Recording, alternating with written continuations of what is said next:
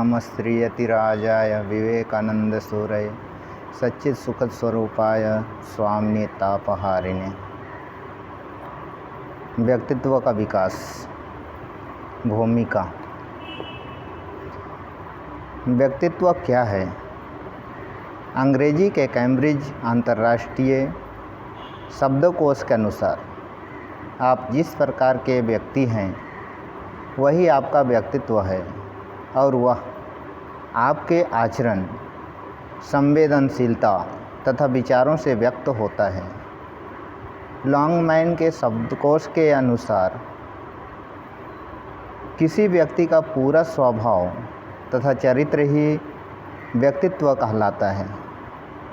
कोई व्यक्ति कैसा आचरण करता है, महसूस करता है और सोचता है, किसी विशेष परिस्थिति में वह कैसा व्यवहार करता है, यह काफ़ी कुछ उसकी मानसिक संरचना पर निर्भर करता है।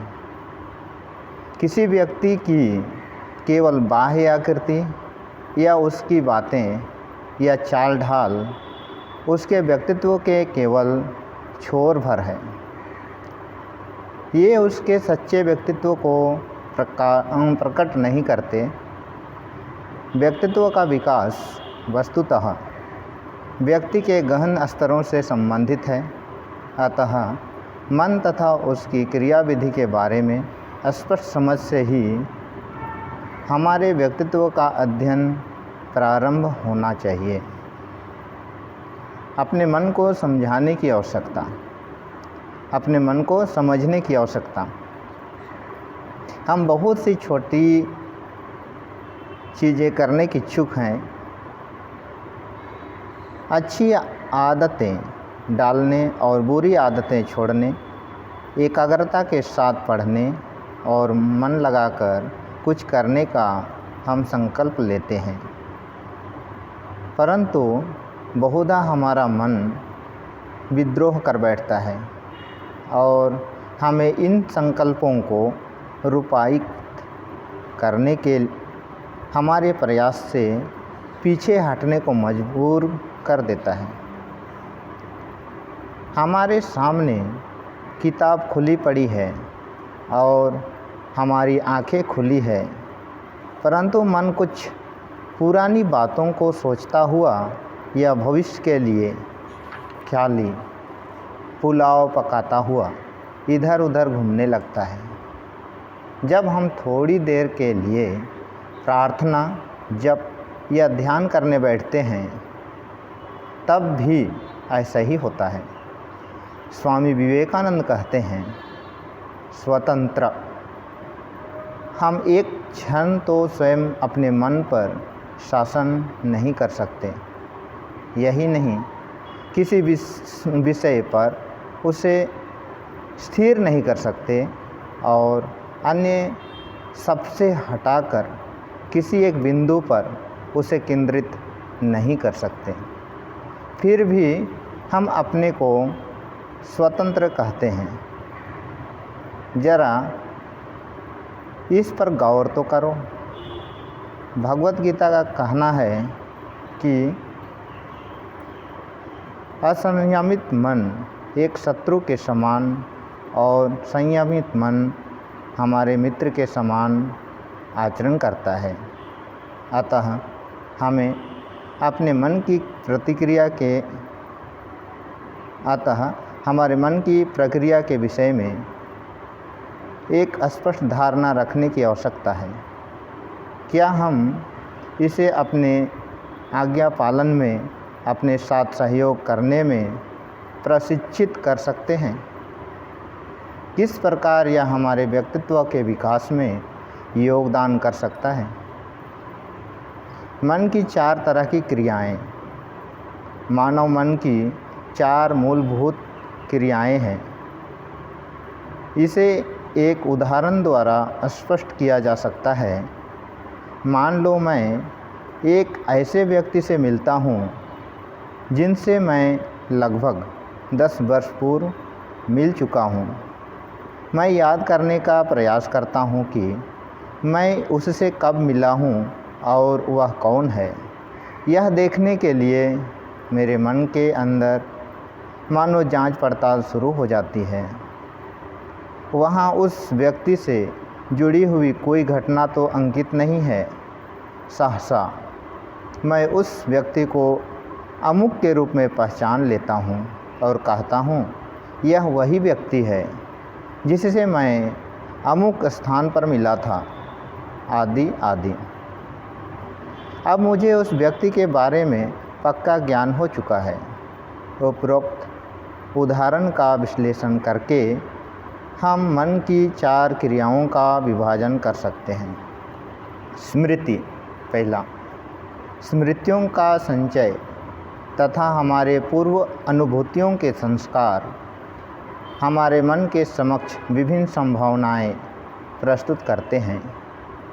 यह संचय चित्त कहलाता है।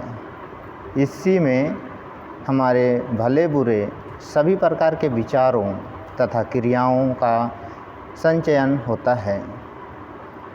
इन संस्कारों का कुल योग ही चरित्र का निर्माण करता है।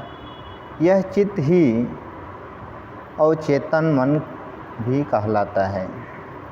सोचने की क्रिया तथा कल्पना शक्ति। दूसरा, कुछ निश्चित न कर पाकर मन अपने सामने उपस्थित अनेक विकल्पों का परीक्षण करता है। यह कई चीज़ों पर विचार करता है। मन की यह क्रिया मानस कहलाती है। कल्पना तथा धारणाओं का निर्माण भी मनस की ही क्रिया है। निश्चय करना तथा निर्णय लेना। बुद्धि ही वह शक्ति है जो निर्णय लेने में उत्तरदायी है। इसमें सभी चीज़ों के भले तथा बुरे पक्षों का विचार करके वांछनीय क्या है यह जानने की क्षमता होती है। यह मनुष्य में निहित विवेक की शक्ति भी है जो उसे भला क्या है तथा बुरा क्या है, करणीय क्या है तथा अकरणीय क्या है, और नैतिक रूप से उचित क्या है तथा अनुचित क्या है, इसका विचार करने की क्षमता प्रदान करती है। यह इच्छा शक्ति का भी स्थान है जो व्यक्तित्व विकास के लिए परम आवश्यक है। अतः मन का यह पक्ष हमारे लिए सर्वाधिक महत्व का है। अहम का बोध। सभी शारीरिक तथा मानसिक क्रियाओं को स्वयं में आरोपित करके मैं खाता हूँ, मैं देखता हूँ, मैं बोलता हूँ, मैं सुनता हूँ, मैं सोचता हूँ, मैं द्विधाग्रस्त होता हूँ, आदि। इसी को अहंकार या मैं बोध कहते हैं। जब तक यह मैं स्वयं को असंयमित देह मन से जोड़ लेता है तब तक मानव जीवन इस संसार की घटनाओं तथा परिस्थितियों से परिचालित होता है। इसके फलस्वरूप हम प्रिय घटनाओं से सुखी होते हैं और अप्रिय घटनाओं से दुखी होते हैं।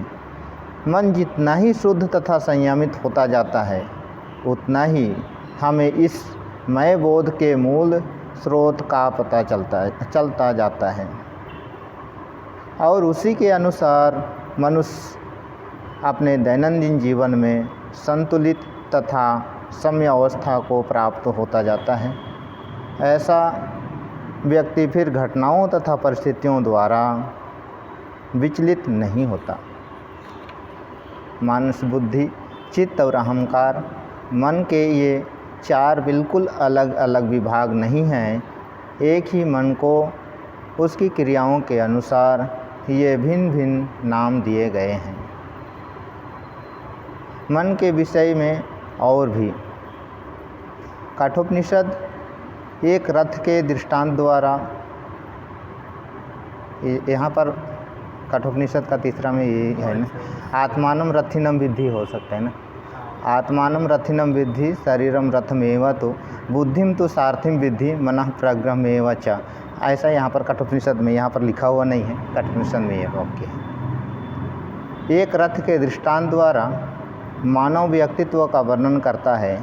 हमारा मैं रथ का स्वामी है, शरीर ही रथ है और बुद्धि सारथी है। मानस लगाम है जिससे कान, त्वचा, नेत्र, जिह्वा तथा प्राण घ्राण रूपी ज्ञानेंद्रियाँ जुड़ी हुई है। ज्ञानेंद्रियाँ व्यक्ति को संसार का ज्ञान देने वाली मानो 5 खिड़कियाँ हैं। भोग्य विषयों रूपी सड़क पर यह रथ चलता है। जो व्यक्ति देह मन के साथ तादात्म्य का बोध करता है उससे विषयों या कर्म फलों का भोक्ता कहा जाता है। यदि घोड़े भली भांति प्रशिक्षित नहीं है और यदि सारथी सोया हुआ है तो रथ अपने लक्ष्य तक नहीं पहुंच सकता, बल्कि यह दुर्घटनाग्रस्त होकर अपने मालिक की मृत्यु का कारण भी बन सकता है। इसी प्रकार यदि इंद्रियां नियंत्रण में लाई गई और यदि विवेक की शक्ति सोई रह गई तो व्यक्ति मानव जीवन के लक्ष्य तक नहीं पहुंच सकता। दूसरी ओर यदि घोड़े प्रशिक्षित हैं और सारथी सजग है तो रथ अपने लक्ष्य तक पहुंच जाता है। उसी प्रकार यदि बुद्धि जागृत है और यदि मन तथा इंद्रियां अनुशासित एवं नियमित है तो व्यक्ति जीवन के लक्ष्य तक पहुंच सकता है। वह लक्ष्य क्या है, हम शीघ्र ही उस विषय पर आएंगे। व्यक्तित्व विकास से जुड़ी मन की एक अन्य महत्वपूर्ण क्रिया है हमारी भावनाएं। ये भावनाएं जितनी ही संयमित होगी व्यक्ति का व्यक्तित्व भी उतना ही स्वस्थ होगा। इन भावनाओं या मनोवेगों को मोटे तौर पर 2 भागों में बांटा जा सकता है। राग और द्वेष, प्रेम, प्रशंसा, महत्वाकांक्षा, सहानुभूति, सुख, सम्मान, गर्व तथा इसी प्रकार के अन्य भावों को राग कहा जाता है। और घृणा, क्रोध, भय, खेद, ईर्ष्या, जुगुप्सा तथा लज्जा आदि द्वेष के अंतर्गत आते हैं।